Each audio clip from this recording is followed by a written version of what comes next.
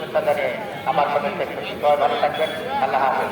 ঈদ মুবারক, ঈদ মুবারক, ঈদ মুবারক।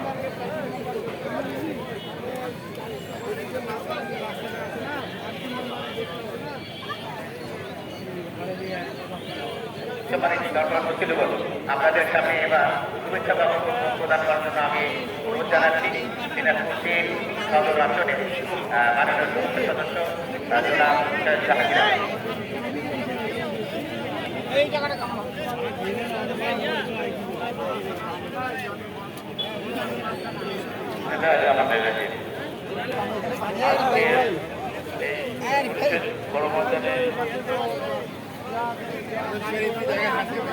আজকের এই